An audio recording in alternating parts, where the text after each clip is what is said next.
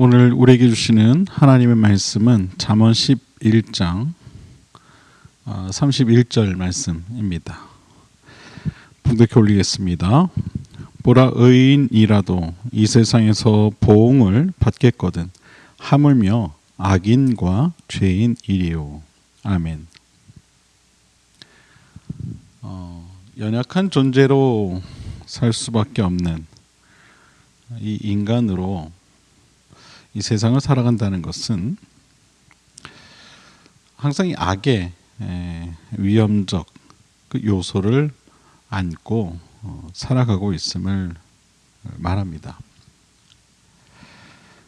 우리가 계속해서 이 의인과 악인에 대한 어떤 그 비교를 통해 의인이 받을 상급 그리고 악인이 받을 상급에 대해 말씀을 함께 나누고 있습니다. 특별히 지난 시간에는 의인에 대해 하나님께 순종하는 자라는 그런 말씀을 함께 나누었었죠. 그러면서 의인은 정직과 지혜와 정의와 그리고 긍휼의 마음이 가득한 삶을 살아가는 자라는 이야기도 함께 나눴습니다. 이런 이 의인에게는 보상이 따르게 되는데, 특별히 지난 본문에서는 이 의인이 바로 생명나무를 얻게 되는 그런 축복을 받게 될 것임을 함께 나누었습니다. 하지만 비록 이처럼 하나님께 순종하는 의로운 자라 할지라도 그의 행위가 하나님 앞에서 완전할 수는 없습니다. 아무리 인간이 하나님께 순종한다 할지라도 순간순간 찾아오는 이 악한 생각 그리고 세상의 유혹으로부터 완전히 자유로울 수는 없기 때문입니다. 웨슬리 목사님께서는 인간의 이 완전 성화를 주장했지만 인간이 완전 성화하기까지는 죽기 바로 전에나 가서 가능할 것이다 라고도 이야기를 했습니다. 그만큼 모든 인간은 결국 자신의 이 정욕 그리고 죄악 그리고 세상의 유혹으로부터 안전할 수 없다는 이야기입니다. 그래서 오늘 말씀은 비록 그가 의인이라 할지라도 그러한 연약함으로 인해 보응을 받게 된다고 이야기를 합니다. 사도 바울도 이런 고백을 했습니다. 로마서 7장 18절 이하의 말씀들을 보게 되면 그가 이런 이야기를 하죠. 내 속 곧 내 육신의 선한 것이 거하지 아니하는 줄 아노니 원함은 내게 있으나 선을 행하는 것은 없노라. 내가 원하는 바 선은 행하지 아니하고 도리어 원하지 아니하는 바 악을 행하는도다. 만일 내가 원하지 아니하는 그것을 하면 이를 행하는 자는 내가 아니요 내 속에 거하는 죄니라. 그러므로 내가 한 법을 깨달았노니 곧 선을 행하기 원하는 나에게 악이 함께 있는 것이로다. 내 속사람으로는 하나님의 법을 즐거워하되 내 지체 속에서 한 다른 법이 내 마음의 법과 싸워 내 지체 속에 있는 죄의 법으로 나를 사로잡는 것을 보는도다. 오호라, 나는 곤고한 사람이로다. 이 사망의 몸에서 누가 나를 건져내랴. 우리 주 예수 그리스도로 말미암아 하나님께 감사하리로다. 그런즉 내 자신이 마음으로는 하나님의 법을, 육신으로는 죄의 법을 섬기노라. 아멘. 다메섹 도상에서 예수님을 만나 이 심령의 변화를 받은 사도 바울도 자신을 향해 이렇게 고백을 합니다. 오호라, 나는 곤고한 자다. 그러면서 마음으로는 선을 행하기 원하지만 자신 안에 있는 이 죄의 법이 자신을 사로잡고 있음을 고백하죠. 여러분, 사도 바울, 그는 분명 의인이었습니다. 기독교 역사상 가장 위대한 바울도 스스로에 대해 곤고한 자라는 그런 고백을 하는데, 여러분, 하물며 우리는 어떠하겠습니까? 또한 의인도 이와 같이 그의 행위가 완전할 수 없는 것이 인간인데, 여러분, 악인은 또 어떠하겠습니까? 의인일지라도 하나님께로부터 그에 응당한 보응을 받을 수밖에 없는데, 여러분, 악인은 어떠하겠습니까? 악인에 대한 보응은 이루 말할 수 없을 것입니다.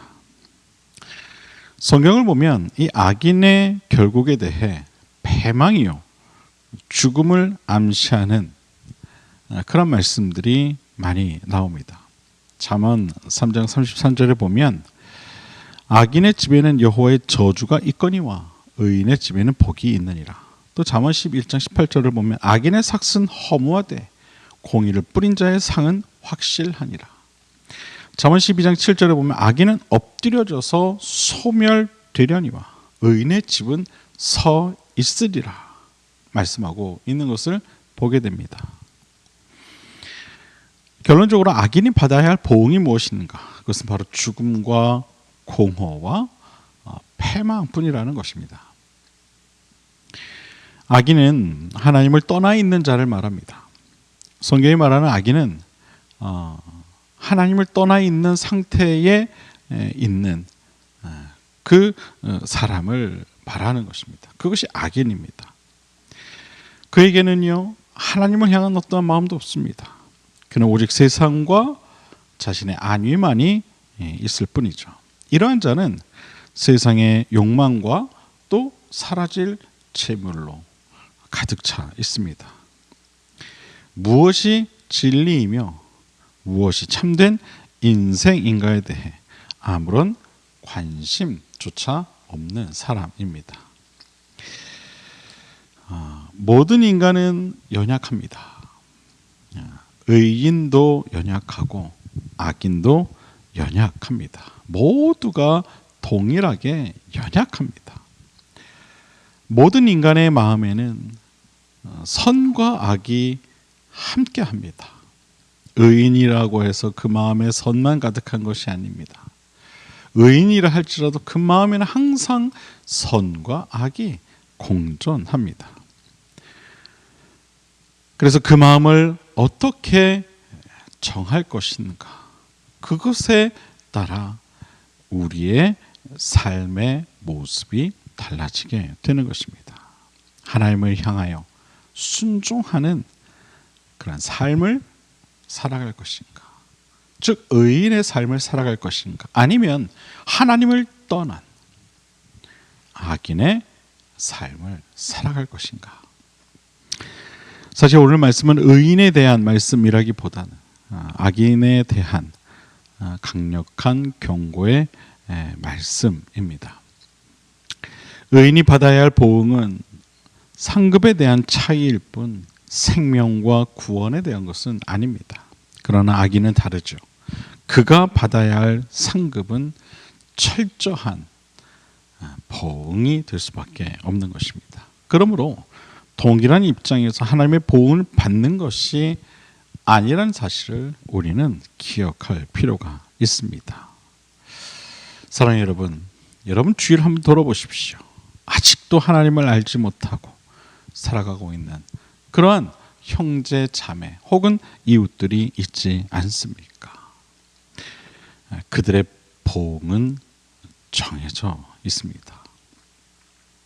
그렇다면 우리가 그들에게 의인으로서 정말 생명나무와 같은 그런 존재가 되어줘야 하지 않겠습니까?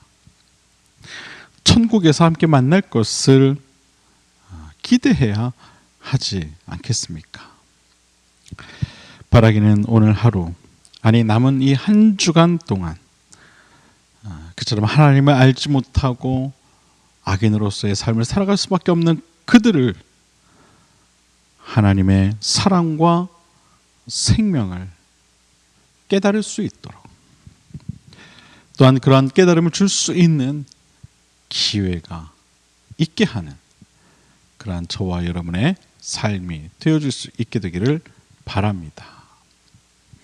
의롭다 칭함을 받은 자들이 세상에 생명나무가 되어주지 못한다면 여러분 어느 누가 그들을 구원으로 인도할 수 있겠습니까? 바라기는 의인의 삶을 살아가는 저와 여러분 모두가 될 수 있게 되기를 주님의 이름으로 간절히 축원을 드립니다. 기도하겠습니다.